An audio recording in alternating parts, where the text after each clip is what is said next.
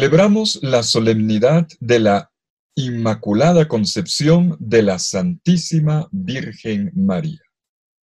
Una solemnidad que nos llena de profunda emoción.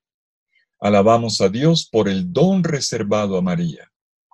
Ser santa, la de ser santa desde su concepción, para no ser golpeada por el pecado ni por el mal. Desde aquel día en el que el Papa Pío IX proclamó el dogma de la Inmaculada Concepción en el año de 1854, esta solemnidad quedó inserta en pleno Adviento, y con razón, puesto que la Inmaculada prepara el Adviento, la venida del Señor. ¿Sí? Ella, la llena de gracia, fue santa e inmaculada en el amor, tomando las palabras de Pablo en la segunda lectura de hoy, porque ella estaba destinada para ser la madre del Salvador.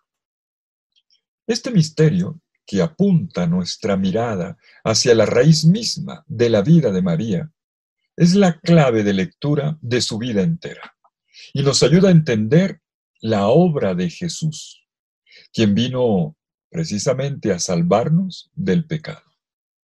De esta victoria sobre el pecado, María fue la primera beneficiada, y en el espejo de su santidad plenamente alcanzada, nosotros descubrimos también la nuestra.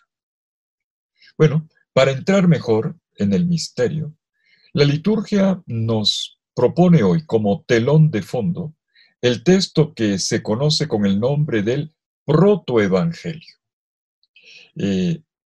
Es el primer anuncio de lo que vendrá en la Biblia misma. Me refiero al texto de Génesis capítulo 3, versículo 15, y que hoy leemos en la primera lectura. Dios le dice a la serpiente: enemistad pondré entre ti y la mujer, entre tu linaje y su linaje. Ella te pisará la cabeza, mientras acechas tú su calcañar. Este pasaje se aplica a María Inmaculada, que vence la serpiente, símbolo demoníaco del mal. De por sí, el texto original nos plantea la tensión continua y el duelo que se consuma entre nosotros, las criaturas humanas descendientes de la mujer, y el mal que se anida en la historia. Releyendo el pasaje del Génesis, notemos 5 puntos fundamentales, muy brevemente, que nos permiten comprender mejor la obra de Dios en María. 1.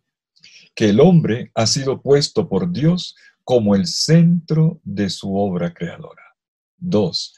Que a pesar de esto, el hombre no quiso dialogar con su Creador, ni creerle a su palabra, rebelándose contra su plan de vivir en íntima comunión con Dios y con los demás.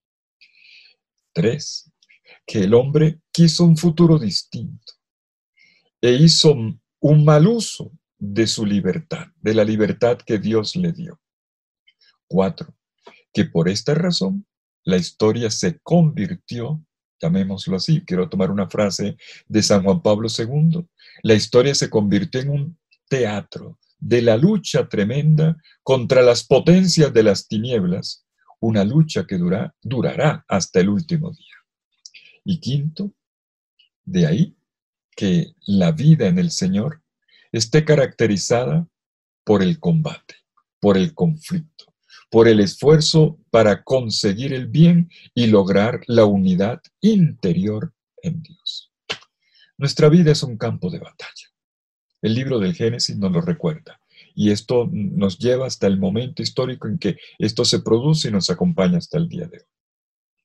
Pero Dios anuncia en el libro del Génesis que se pondrá fin, o mejor dicho, nos regalará una victoria. Y lo dice con estas palabras hermosas: enemistad pondré entre ti y la mujer, entre tu linaje y su linaje. Ella te pisará la cabeza, mientras acechas tú su calcañar. La vida de todo discípulo del Señor se mide por su capacidad de resistir al mal, por la lucha contra las tentaciones que tratan de demoler cada día su fe y su esperanza. Sin embargo, el panorama no permanece oscuro. Por eso hablamos de un protoevangelio, un primer anuncio del evangelio. Y nuestra fe proclama hoy que con la venida de Cristo a la humanidad a través de la Santísima Virgen María, este combate tomó un nuevo rumbo y llegó a su fin con la victoria del Señor. Y es en este escenario donde emerge con mayor esplendor la figura de María. Las otras dos lecturas de hoy nos describen bastante bien la grandeza de María. En la carta a los Efesios, en el himno, que está en el capítulo 1 y que leemos en la segunda lectura, se nos da una nueva clave para entender la Inmaculada Concepción. Dice Pablo: bendito sea Dios, Padre de nuestro Señor Jesucristo, que nos ha bendecido en la persona de Cristo con toda clase de bienes espirituales en los cielos.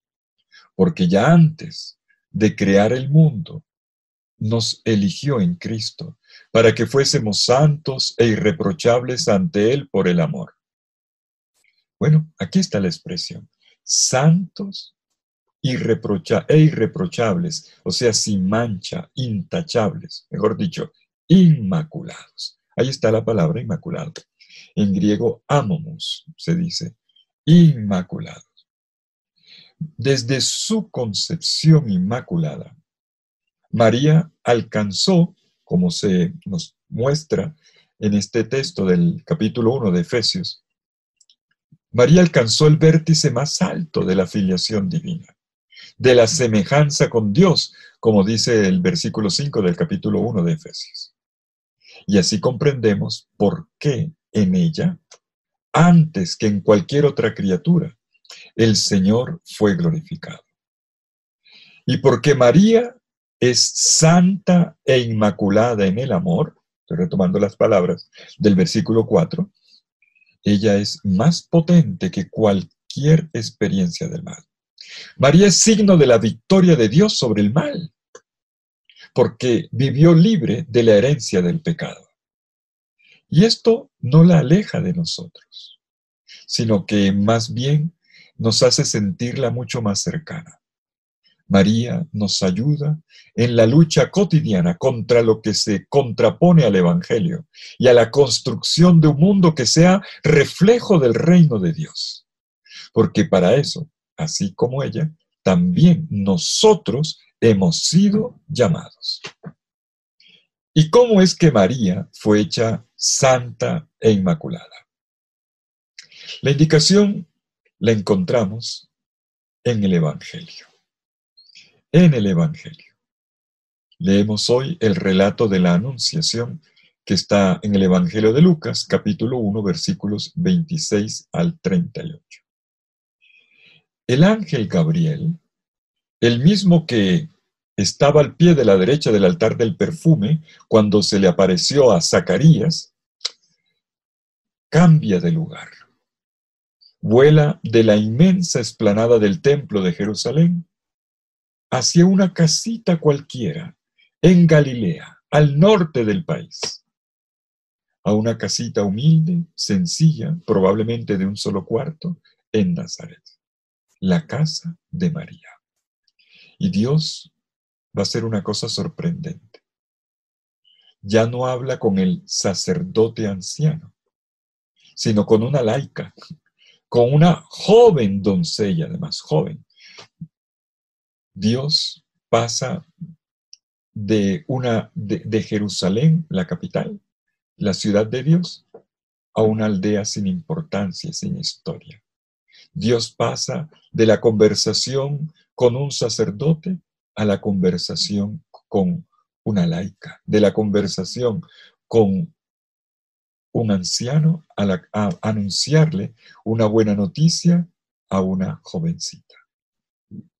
El cristianismo no comienza en el templo, sino en una casa de familia, en Nazaret. Y la primera palabra del ángel el primer evangelio que abre el evangelio es alégrate. El ángel le dice, alégrate, llena de gracia, el Señor está contigo. En griego, haire que haritomene, hokirios metasu. La primera palabra es alégrate, ponte contenta, sé feliz. Dale espacio al gozo, como una puerta que se abre al sol. Dios está aquí, viene con un abrazo, con una promesa de felicidad. Y enseguida, el ángel Gabriel le explica a María el porqué de esta alegría. Y se lo dice con una sola palabra en griego, al menos en el texto que tenemos. Keharitomene. Oigan, keharitomene. Una sola palabra, que para traducirla al español necesitamos tres. Llena eres de gracia. Pero en griego es una sola. Keharitomene. ¿Saben qué? Esta palabra nunca antes había resonado en toda la Biblia. Es la primera vez. Y se trata de un nombre nuevo que Dios le da a María. Un nombre que tiene el poder de sorprender a María, como lo notamos en la reacción que tiene enseguida. Lo sabemos bien por los relatos vocacionales de la Biblia. Cuando Dios llama a alguien, le da un nombre nuevo. Y Dios no le dijo, alégrate María. No la llamó en este momento María. Después lo hará. En este momento la llama Keharitomene. Dios le da un nombre nuevo. Keharitomene. Eres llena de gracia. Quiere decir, es una palabra con un peso de significado muy grande. Quiere decir, todo el amor de Dios, María, está dentro de ti. Eres perfectamente amada. Amada desde siempre y para siempre. El amor de Dios llena tu corazón y se irradia en ti como belleza. Fíjense ustedes que se trata del anuncio de una novedad. María no está llena de gracia porque haya respondido sí a Dios por un mérito propio, no, sino porque Dios fue el primero en decirle a ella sí. Un sí fuerte, limpio, sin condiciones. Yo te amo. Llena eres de gracia. Keharitomene. Eres completamente amada. Y Dios dice sí a cada uno de nosotros antes de que le respondamos. Que yo sea amado depende de Dios, no de mí. Y este nombre nuevo de María, el nombre de su vocación, amada para siempre, es también nuestro propio nombre. Buenos y menos buenos, a cada uno se le da un amor. Cada uno es amado para siempre. Pequeños o grandes, todos somos continuamente llenados de cielo en este amor de Dios. Y después el ángel dice, el Señor está contigo. Primero alégrate, luego llena de gracia, Keharitomene, y agrega, el Señor está contigo. Cuando en la Biblia Dios le dice a una persona, yo estoy contigo, le está consignando un futuro bellísimo y arduo. Está convocando Dios a esa persona para que se convierta en un partner, en un compañero de él que lo secunde en la historia más grande y maravillosa que ha ocurrido en la tierra. Y en el caso de María, para ella ser posible la venida del Hijo de Dios en la carne. Enseguida se le dirá, darás a luz un niño que será hijo de la tierra e hijo del cielo, hijo tuyo e hijo del Altísimo, y se sentará en el trono de David para siempre. Y lo recuerdo, la primera palabra de María no es el sí. No es el sí. Un lector corriente se lo esperaría, ¿verdad? Pero no, hay retardo en la respuesta. ¿Por qué? Porque hay un discernimiento, que es el verdadero ejercicio de la escucha. La primera respuesta de María es el estremecimiento. Se siente sacudida. Esa agitación interna que ocurre cuando se te descoloca la vida.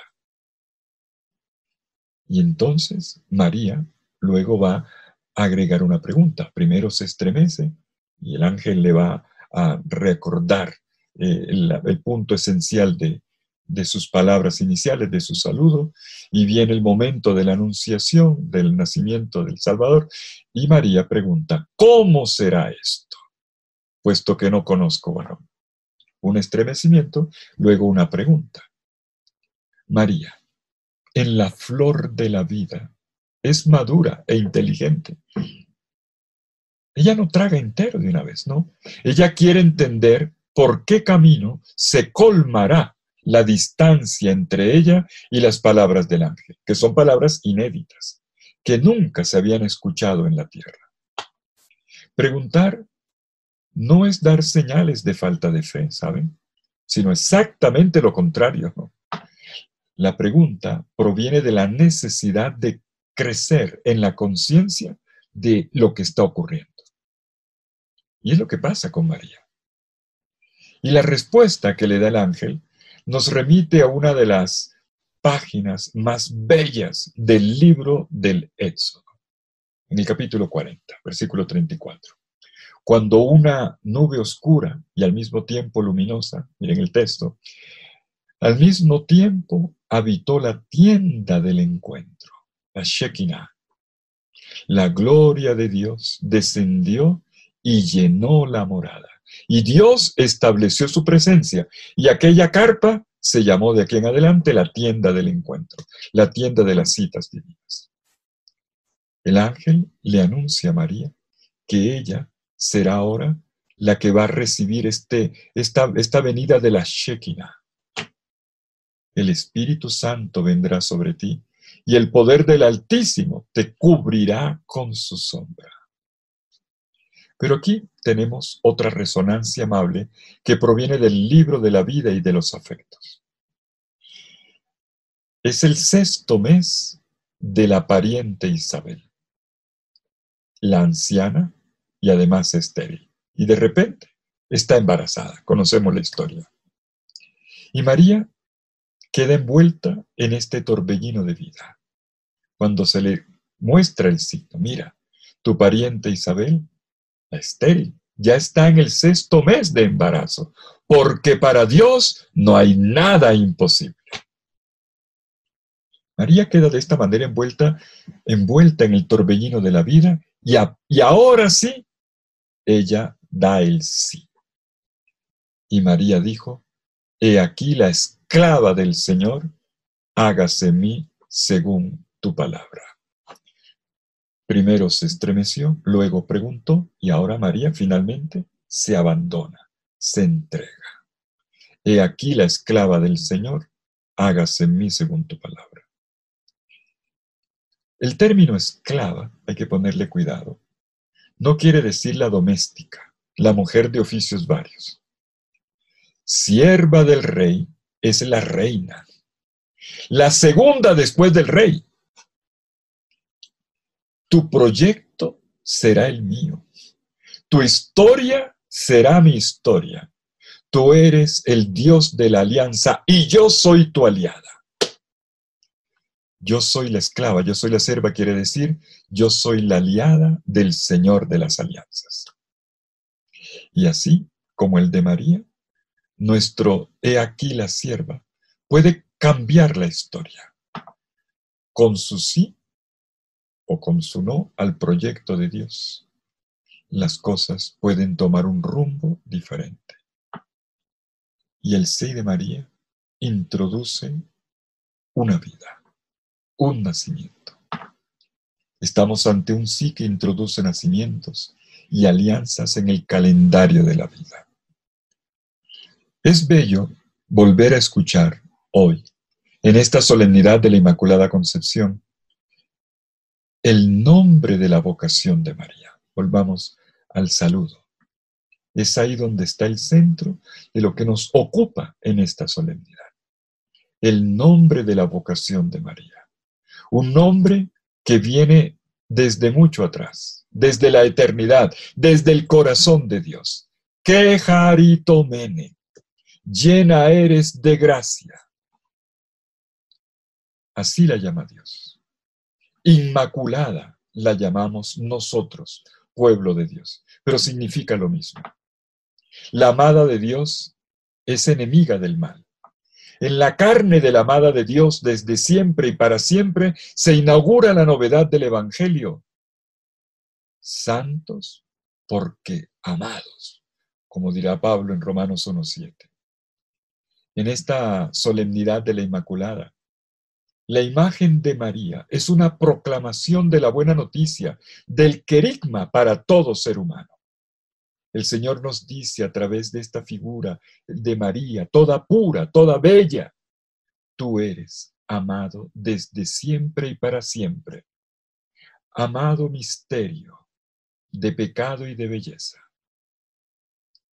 Y en un mundo de desgracia, siempre será posible volver a recuperar la gracia.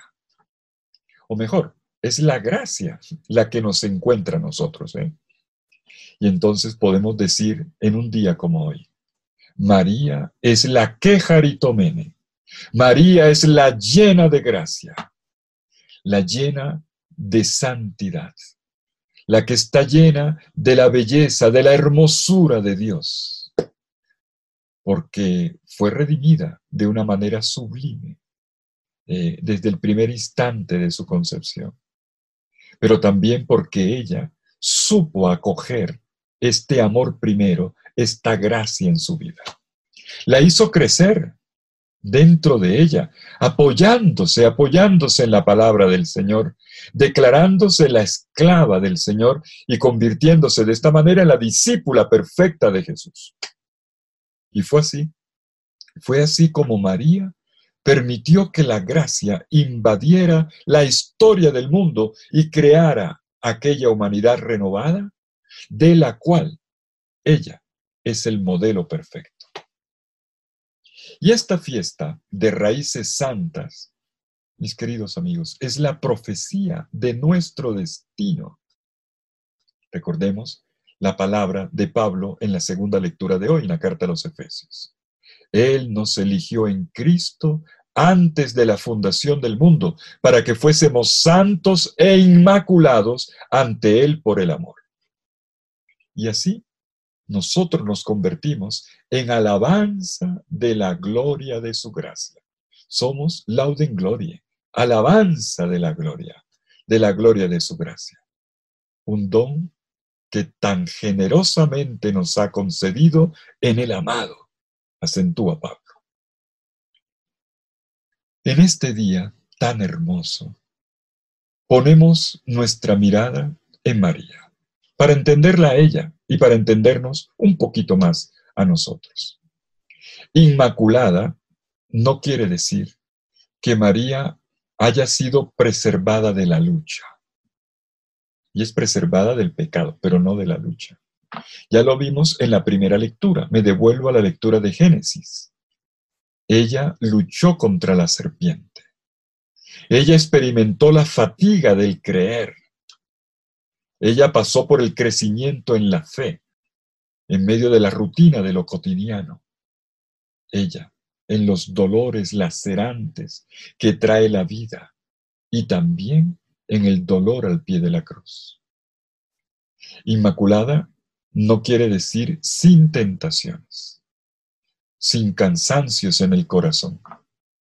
También Eva vino al mundo como inmaculada, ¿saben? Y sin embargo, Eva cayó cuando su corazón se dividió. María, en cambio, no se dividió, se mantuvo unificada, integrada, y así no se dejó torcer por la tentación. Inmaculada quiere decir más bien que en medio del blanco y negro que compone nuestra humanidad profunda, que colorea nuestra existencia y que hace del corazón un campo de batalla, Precisamente en esa raíz del corazón, todo recomenzó con un amor total que venció al mal y que jalonó su historia personal. Una historia personal que hizo que en ella no hubiera sombra de pecado, sino más bien una acuarela de vida que era reflejo de la belleza de Dios. Por eso hoy saludamos a María diciéndole, tota pulcra es, María. Eres pura, eres espejo de la hermosura de Dios. Eres lo más hermoso. Si con la encarnación Dios cambia su propia historia en el mundo, podemos decir también que con María se marca el punto nodal, que señala el inicio de una humanidad finalmente lograda, vencedora de la violencia y de todas las sombras del mal. Y todo esto fue obra de Dios. Lo recordamos hoy. Fue obra de la gracia. Pero, permítame para concluir decir, sí, de la gracia, pero no del todo. La obra de Dios es decisiva, podemos estar seguros, pero el sí de María también lo es. María participó con su sí, con su acogida, con su respuesta, con su entrega. María, permítame decirlo así, es el alfabeto de la esperanza. María es el modelo de todo ser humano. María es posibilidad de la alegría. Sin su sí, sin su consentimiento, nuestro cristianismo resultaría triste y amargado, empobrecido de toda dimensión gozosa y danzante, como ocurrirá en el Magnificat que viene enseguida después del relato de la Anunciación. Como podemos ver hoy, mis queridos amigos, en el Evangelio de la Anunciación nos encontramos con la primera vez de muchas cosas, pero hay una fundamental. Es la primera vez en los diálogos con el cielo que a una criatura de la tierra se le concede el decir la última palabra. Y ella dijo, he aquí la esclava del Señor, hágase en mí según tu palabra. La que Jaritomene, la que fue amada desde siempre y para siempre, respondió a este amor con un sí. Y no lo olvides, un sí puede cambiar la historia.